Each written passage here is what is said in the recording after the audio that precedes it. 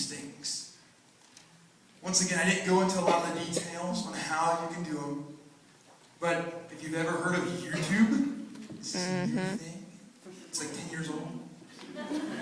And you type in stuff like, I don't know, John the Baptist baptizes Jesus.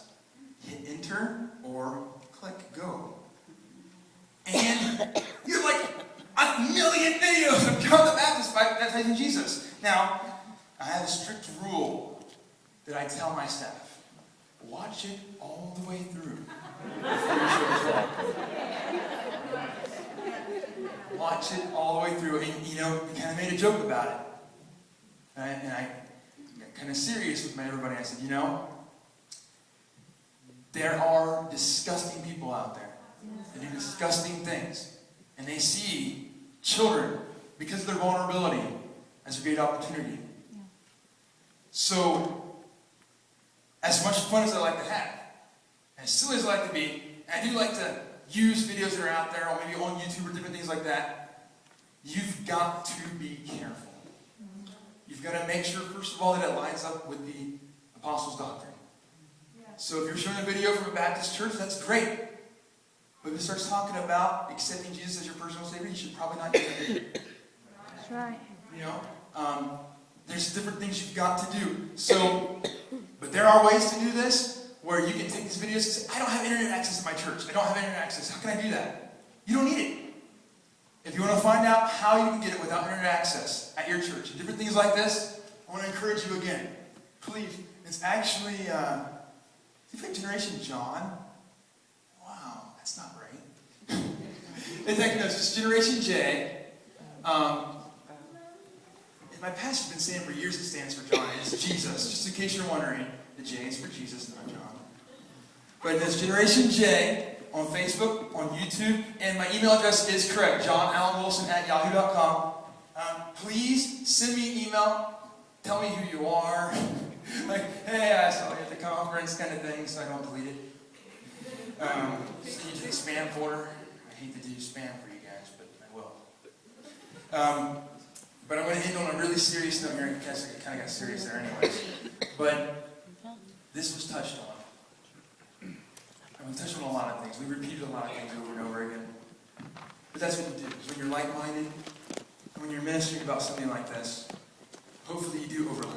And that's how people learn. You hear it over and over again. That's how you learn.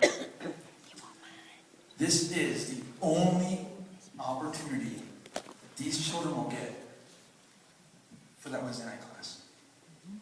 This is the only time that kid will come to that Sunday morning class. It doesn't really sound very profound. I mean, duh. It only happens once. You might teach for 20 years. You might teach for 30 years. You might teach until you die.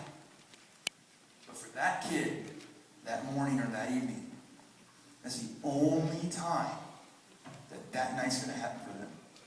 And you don't know if they're ever going to have an opportunity to come back and hear what you're talking about that night, that day.